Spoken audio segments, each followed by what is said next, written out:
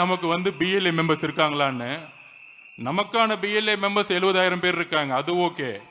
ஆனா திமுகவுக்கு இன்னும் புரியல. மதிப்புக்குரிய ஸ்டாலின் அவர்களே, உங்களுடைய அமைச்சர் வீட்டிலே எங்களுடைய ஸ்லீப்பர்ஸ்ல இருக்காங்க. திரு எடப்பாடி பழனிசாமி அவர்களே, உங்களுடைய முன்னாள் அமைச்சர் வீட்டிலே எங்களுடைய ஸ்லீப்பர்ஸ்ல இருக்காங்க. அண்ணன் திருமானன் அவர்களே, நீங்க என்ன எவ்வளவுனா திட்டிக்கோங்க, ஆனா உங்க கட்சி மாறி ரொம்ப நாள் ஆச்சுங்க. அங்க நீங்களும் ஒரு 20 பேர் மட்டும்தான் இருக்கீங்க உங்க கட்சியில. நாங்க ஏன் உங்களுக்கு பதில் கொடுக்க மாட்டேங்கிறோம்னா, ஒரு 20-30 கட்சி தலைவர்கள் மட்டும்தான் பேசிக்கிட்டு இருக்கீங்க, ஆனா தொண்டர்கள் மொத்தமா இங்க மாறிட்டாங்க. நம்ம கட்சிக்காரெல்லாம் கேட்போம், என்னென்ன இப்படி திட்டிகிட்டே இருக்காங்க நம்மள, நம்ம பதில் கொடுக்க மாட்டேங்கிறேன்னு. நண்பர்களே, ஒன்று புரிஞ்சுக்கோங்க.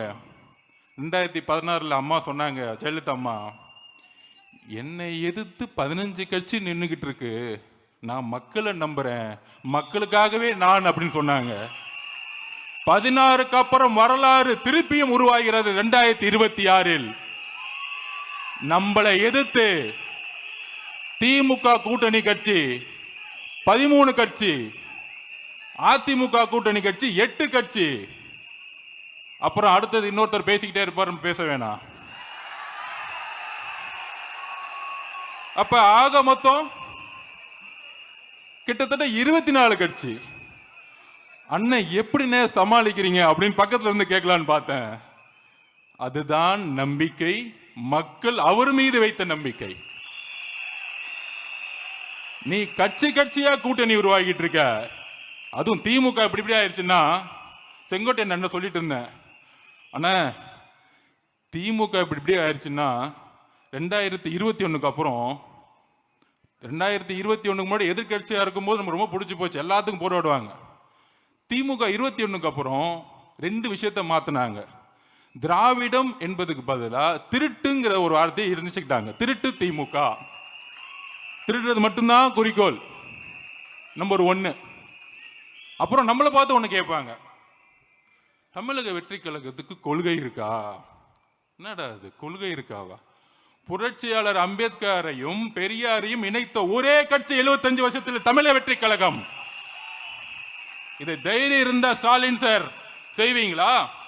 உங்களுடைய அறிவாலயத்தில் நான் கேட்கிறேன், இன்னைக்கு பெரியாரையும் அம்பேத்கர் சிலையும் ஏன் இன்னைக்கு வரைக்கும் வைக்கல? ஏன் வைக்கல இது வரைக்கும்? உங்க அப்பா கலைஞரோட சிலையை வச்சிருக்கீங்க, ஏன் பெரியார் சிலையும் அம்பேத்கர் சிலையும் அறிவாலயத்தில் வைக்கலை? இதை சொல்லுங்க பெரியாரிஸ்டுக்கெல்லாம். அண்ணன் திருமாவளவன் இந்த கொஸ்டின் கேட்கட்டும். நீங்க தான் வந்து ஸ்டாலின் சார் வந்து புரட்சியாளருடைய அம்பேத்கருடைய வாரிசுன்னு பெருமையா பேசிட்டு இருக்கீங்களா ஒவ்வொரு மேடையிலையும்? உங்களை ஒரு அடியாளாக பயன்படுத்திட்டு இருக்காங்க திமுக காரங்க. அதை மறந்துடாதீங்க, மறந்துடாதீங்க. அதிகாரத்துக்கு வர்றதுக்கு முன்னாடி ஒரு நிலைப்பாடு, அதிகாரத்துக்கு வந்த பிறகு ஒரு நிலைப்பாடு.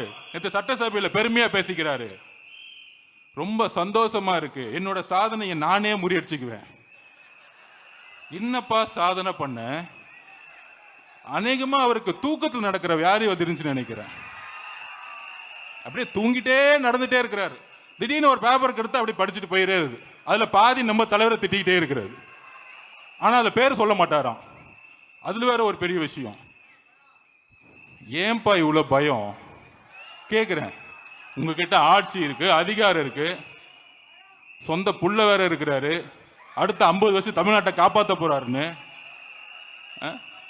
என்ன சாதனை தெரியுமா? பையனை துணை முதலமைச்சர் ஆக்கிட்டார். ரொம்ப சந்தோஷமான விஷயம். அப்பா எனக்கு வயசாயிருச்சு, அதனால உன்னை உருவாக்கிட்டேன் அப்படி அப்படின்னு அப்பப்ப பிஜேபி திட்டிக்கிட்டே இரு, உன்னை அடுத்த பெரியார்னு சொல்றதுக்கு ஒரு கூட்டம் வந்துடும். அப்புறம் அம்பேத்கர் வாழ்வுன்னு சும்மா மேடையில் சொல்லு, இன்னொரு கூட்டம் வந்து அடுத்த புரட்சியாளர்னு சொல்றதுக்கு. இதுவாடா தமிழ்நாடு?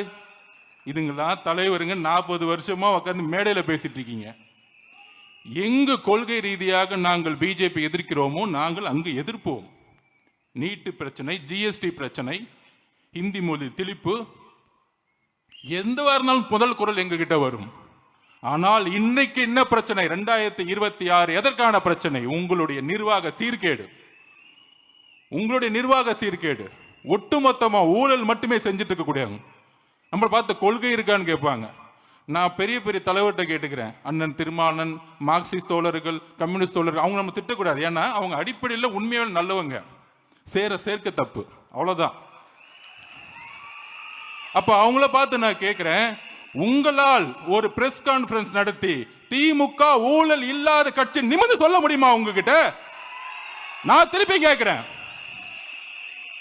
மதவாதத்தை நாங்கள் எதிர்க்கிறோம் உறுதியாக.